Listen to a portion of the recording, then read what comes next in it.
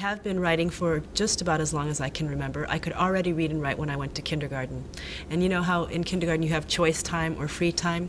Whenever we had choice time or free time, I would always choose to write a story. So my kindergarten teacher worried about that. And actually, I remember also her once asking me, Linda Sue, would you please choose to do something else today? Because she was worried about this. So I have been writing as long as I can remember. I have to say that I think I probably took the library for granted because my father had been taking me since before I could walk, probably. For him, as an immigrant from a country that had been through a couple of very devastating wars, where libraries were not a real high priority, the libraries in this country were a miracle. He just couldn't believe it. He was 19 years old when he went into his first public library ever. And if you think about it, it's a very bizarre concept. I can walk in and take whatever I want? Yeah, sure, just bring them back. You know, you can't do that with anything else. And it's really kind of an alien idea. All of my favorite books were, for me, exotic stories. I would include in that something like A Tree Grows in Brooklyn. I was a Midwestern suburban girl. You know, I lived in a small town near cornfields, and Brooklyn was exotic to me. You know, it was this big city which I had never lived in, and Francie Nolan lived in this tenement, which was a very different setting for me. And yet, she loved the library, and she loved to read. So finding something in common with people who lived in very different circumstances was by far the most rewarding thing for me. And I think that's what books can do for young people. They're a bridge. They're a way to get to know people who are very different and to say, but wait, in a lot of ways they are like me.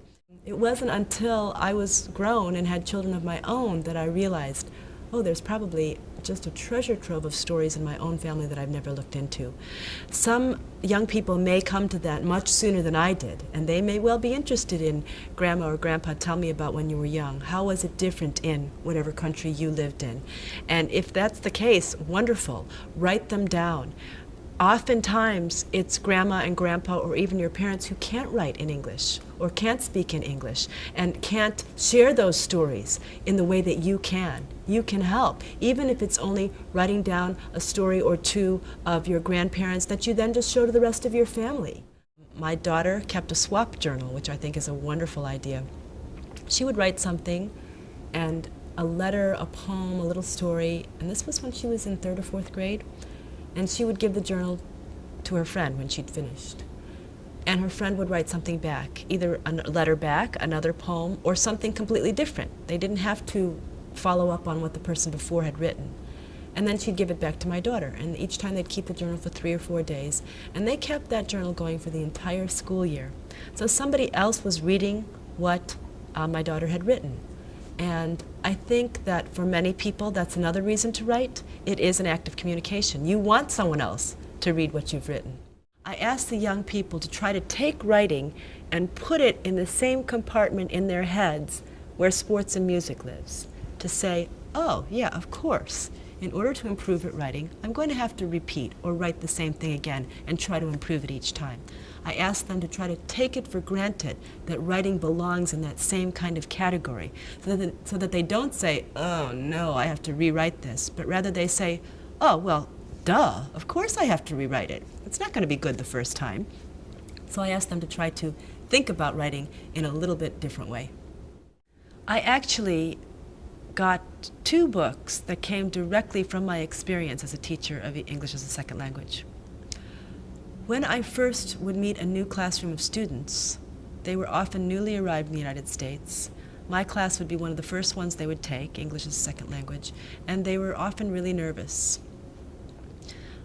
As an icebreaker, I used to ask them about animal noises in their language. So, in English, what does a dog say? Bow wow or arf arf. But dogs all over the world don't say that. And I learned, for example, that in Korea, a dog says mung mung.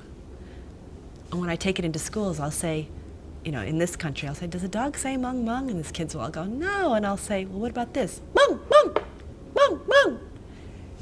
In Russia, a dog says gav gav. and I learned that there's these wonderful animal noises all over the world that people make. So I have a book called Mung Mung, which is a guessing game book of animal noises around the world. What I've always said was, my dream is to be a fly on the wall, or maybe dead and floating around wherever dead people go, and to hear a young person or any reader say, oh, I've just read this fantastic book. It's by, oh, I can't remember who it's by, but it's about, and then they go and talk about my book. I think the stories, again, stories in general are much more important than any one person as an individual. And I don't mind if people forget my name, as long as they remember my stories. Our part of Korea is like a dragon with many humps, Sang-hee's father said. The humps are the mountains, the first hump facing the sea, the last hump facing the king's palace. Our mountain is the first hump. Our fire is the first fire.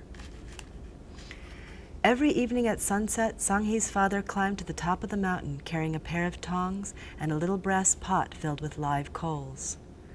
Coals to start a fire so big it could be seen from the next mountain, where another firekeeper saw it and lit his fire, a fire big enough to be seen from the next mountain, where a third firekeeper saw it and lit his fire, and on, a fire on every hump of the dragon's back, all the way to the last one, the hump that could be seen from the palace walls.